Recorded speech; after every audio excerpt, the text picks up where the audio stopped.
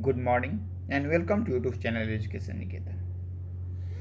अगर आप 67 BPSC prelims की परीक्षा में शामिल हुए थे और प्रोविजनल आंसर की जो जारी की गई है आयोग के द्वारा, उससे आपके अंक 100 के आसपास बन रहे हैं, तो आपके मन में यह सवाल होगा कि मैं क्या करूं? मुख्य परीक्षा की तैयारी शुरू कर दूं, रिजल्ट तक प्रतीक्षा करूं या 68 प्रीलिम्स की तैयारी शुरू करूं? अगर आप इस दुविधा में हैं तो ये वीडियो आपके लिए काफ़ी महत्वपूर्ण होने जा रहा है, क्योंकि अगले 5 मिनट अगर आप हमारे साथ रहेंगे तो मैं उम्मीद करता हूं कि आप इस दुविधा से बाहर निकलने में आपको मदद जरूर मिलेगी। ऐसी स्थिति में सवाल उठता है कि आपको क्या करना चाहिए।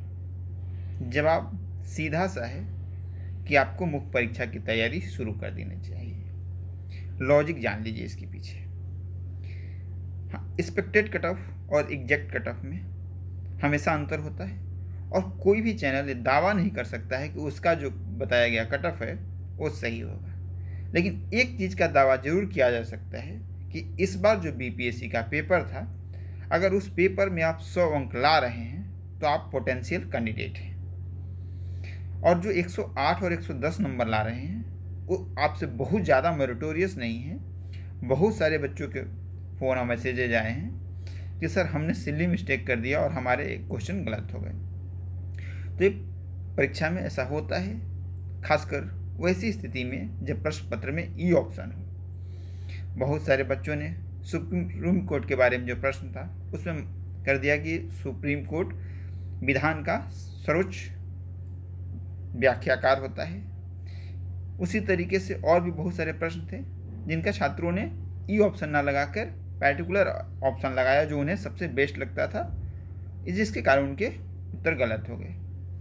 लेकिन इसका मतलब कदापि नहीं है कि इस परीक्षा में, जिसमें इकोनॉमी के इतने डिफिकल्ट प्रश्न पूछे गए थे डेटाबेस आधारित, उसमें अगर आप 100 अंक ला रहे हैं तो आप पोटेंशियल कैंडिडेट हैं, आपके पोटेंशियल में कोई कमी नहीं है।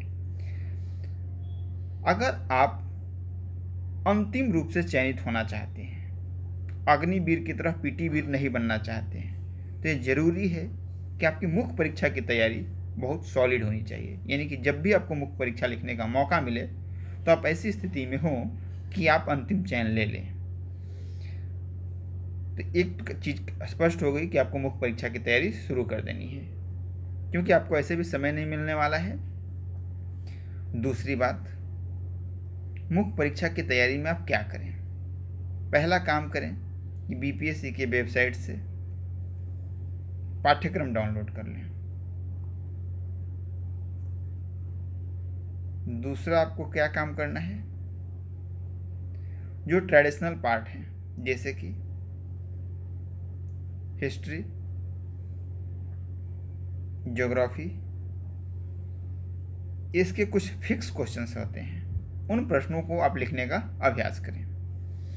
कोशिश करें कि हिस्ट्री के क्वेश्चन में डायग्राम बनाने का भी आपको अभ्यास रहे, और ज्योग्राफी के लिए बिहार मैप 1 मिनट के अंदर कैसे बनाया जा सकता है, इसे आप अभ्यास कर लें। तीसरी बात आपको क्या करनी है? विजन आईएएस के वेबसाइट पे जानी है। मेंस 365 उपलब्ध है, इसे आपको डाउनलोड कर लेना है सारे विषय का। फोकस आपको किस पे करना है? आपको इन्वायरमेंट इकोलॉजी पे फोकस नहीं करना है उतना। फोकस किस पे करना है? Eco, IR, polity, current issues.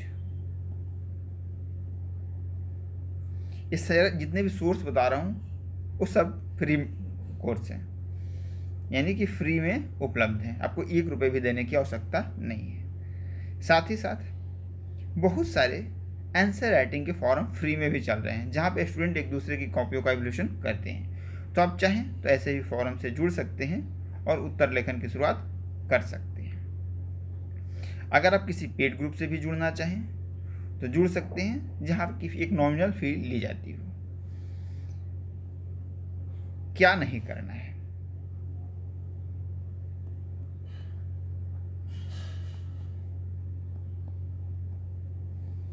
पहली बात कि अगर आप दुविधा की स्थिति में हैं तो किसी भी संस्थान में मोटी फ़ी अभी नहीं जमा करनी है कि आपने कहीं 40,000 देकर एडमिशन ले लिया और फिर रिफ़ंड के लिए आप परेशान हो रहे हैं। तो ऐसी काम नहीं करनी है आपको। और मैं आपको बता दूं कि बीपीएससी का जो पैटर्न है उसके लिए कोचिंग करना अनिवार्य नहीं है, वैल्यू एडिशन है। अगर आप अच्छी स्थिति में हैं ज़रूर ज्वाइन करें, लेकिन अनिवार्य शर्त नहीं है। बुक्स में आपको क्या फॉलो करना है, स्पेक्ट्रम पब्लिकेशन की एक बुक आती है मेंस के लिए, टैगोर, गांधी, अंबेडकर इन पर्सनालिटीज को लेकर, उस बुक को खरीद लें।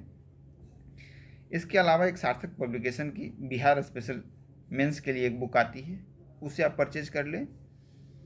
पॉलिटी में लक्ष्मीकांत एनफ है, आप लक्ष्मीकांत से प्रैक्टिस करें।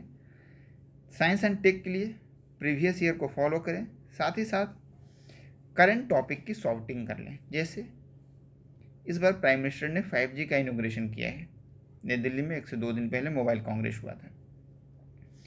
5G तो पहले से भी इम्पॉर्टेंट था, तो आपको करना क्या है, आप बहुत जगह दृष्टि की वेबसाइट हो गई, विजन IAS की वेबसाइट हो गई, आपको इसके रिगार्डिंग कंटेंट्स मिल जाएंगे। 5G क्या है, इसकी विशेषताएं क्या हैं, इसके फ़ायदे क्या हैं, इसके नुकसान क्या हो सकते हैं। फ़ायदे में जितना ज़्यादा डायमेंशन आप बताएंगे उतना ज़्यादा आपके लिए अंकदायी होगा। यानी आर्थिक फ़ायदे क्या हैं, शिक्षा के क्षेत्र में इसका क्या उपयोग हो सकता है, सामाजिक उत्थान में इसका क्या उपयोग हो सकता है, आंतरिक सुरक्षा में किस तरीके से उपयोगी हो सकता है, मौसम की जानकारी में किस तरीके से उपयोगी हो सकता है, किसानों के लिए क्या बेनिफिट हो सकता है। यानी कि जितने ज़्यादा आप डायमेंशंस खोलेंगे उतने आपके लिए बेहतर होगा।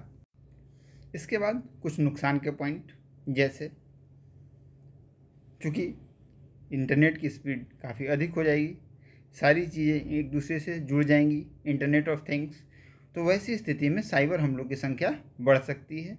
तो साइबर सिक्योरिटी के क्षेत्र में भी काम करना होगा। इसके बाद आप वे फॉरवर्ड दिखाएंगे कि भारत सरकार को इसके लिए क्या करना होगा और राज्य सरकार इसमें किस तरीके से अपने राज्य के विकास के लिए महत्वपूर्ण भूमिका अदा कर सकती है। तो अगर आप इस पॉइंट ऑफ व्यू से किसी टॉपिक को कवर करेंगे तो आप मुख्य परीक्षा में ऐसी स्थिति में होंगे कि आप आराम से 400 से 500 शब्द लिख सकते हैं। ऐसे में मैं छात्रों को एक ही उदाहरण देता हूं कि अगर आप किसी रेस्टोरेंट में जाते हैं तो पनीर के वहाँ कम से कम 10 से 15 आइटम होते हैं, जिनके आपके ऑर्डर करने के 10 से 15 मिनट में वो रेडी हो जाता है। कैसे रेडी हो जाता है, क्योंकि रॉ मटेरियल उनके पास उपलब्ध होता है। आप ऑर्डर कुछ भी करें, रॉ मटेरियल में ज़्यादा अंतर नहीं होता है। वही रॉ मटेरियल फूडर के रूप में आपको उपलब्ध रखना है। जो ही आपसे ट्विस्ट करके प्रश्न पूछा जाए, आप उस प्रश्न के अकॉर्डिंग अपने रॉ मटेरियल को अरेंज कर लें। तो ये अगर आप क्लास सीख जाएंगे तो आप किसी भी प्रश्न को परीक्षा हॉल में नियमित समय में लिखने की स्थिति में होंगे। इसमें जो सबसे अहम भूमिका रहेगी वो टेस्ट सीरीज की रहेगी। टेस्ट सीरीज कहीं आप निःशुल्क करें या पेड तरीके से करें, लेकिन आप इसे ज़रूर ज्वाइन कर लें।